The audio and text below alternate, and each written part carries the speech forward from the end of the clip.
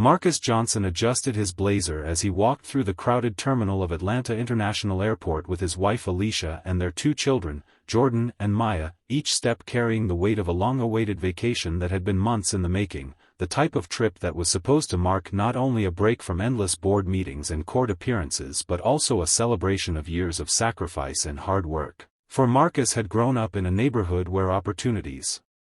were scarce, where dreams often died before they even left the ground, yet he had defied the odds, building a multi-million-dollar tech company from scratch, while Alicia, his partner in every sense of the word, had carved her name into the world of law as a fierce and relentless attorney who fought tirelessly for justice, often for those whose voices had been silenced by discrimination. So this trip to the Bahamas was not merely about leisure, it was about giving their children the joy of sun-soaked beaches, laughter, and the comfort of knowing that their parents' struggles had paved a road where they could walk freely without the chains of limitation. And as Jordan excitedly clutched his toy plane and Maya giggled about wanting to swim with dolphins, Marcus smiled at Alicia, who returned the expression with eyes full of pride and love. But fate had other plans that day. Plans that would test not only their patience but also the world's perception of dignity, respect, and justice. The family reached the boarding gate where passengers for Flight 728 to Nassau were already queuing in lines separated by class, a velvet rope demarcating the first-class lane from the rest, and without hesitation Marcus led his family to the first-class entrance, producing their tickets with confidence, yet before they could pass, the gate attendant, a woman in her 50s with a pinched expression and a smile that seemed stitched on for appearances rather than warmth, glanced at the tickets and immediately frowned, her eyes narrowing as though the paper itself offended her, and in a voice laced with condescension she said, "Sir, these are not valid first-class tickets, you must be mistaken, these are coach," and when Marcus, unfazed, calmly presented both the printed itinerary and the digital confirmation from the Airline's app, she shook her head dismissively, muttering something about fake upgrades, while reaching for her intercom to call security, her tone carrying not only doubt but also suspicion that seemed far more directed at the family's skin than their paperwork. Alicia stepped forward, her attorney instincts kicking in, her voice firm but polite as she said, "Ma'am, we've confirmed these seats multiple times, they're paid for in full, and we deserve to be treated with the same respect as every other passenger in this line." But before her words could even settle, the attendant waved her hand as if swatting away a nuisance, loudly proclaiming, "I don't care what you think you bought, these tickets are fake. You need to step aside before you hold up the line," and suddenly murmurs rippled through the surrounding passengers, some casting judgmental looks, others whispering among themselves, while Jordan tugged at his father's hand whispering nervously, "Daddy, are we in trouble?" To which Marcus, lowering himself to his son's level with calm authority, replied, "No, son, we're not in trouble. Sometimes people just don't know the truth until it's shown to them," though deep down a storm brewed behind his composed exterior, a storm born not only of anger at being humiliated in front of strangers but also of exhaustion from enduring this very type of bias too many times before.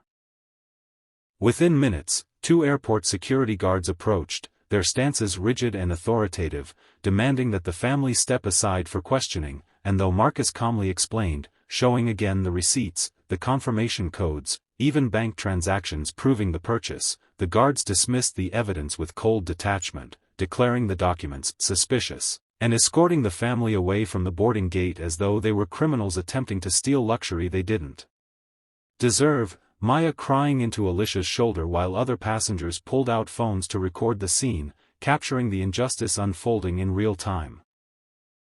Once outside the gate, seated in a sterile holding area, Marcus clenched his jaw, resisting the urge to unleash his fury, instead pulling out his phone and making a call, not to the airline's customer service like any ordinary passenger might, but to his personal assistant Tracy, his voice steady and commanding as he said, "Tracy, I want the head of operations for this airline on the phone in 10 minutes, and if they don't answer, go higher," because what no one at that gate realized was that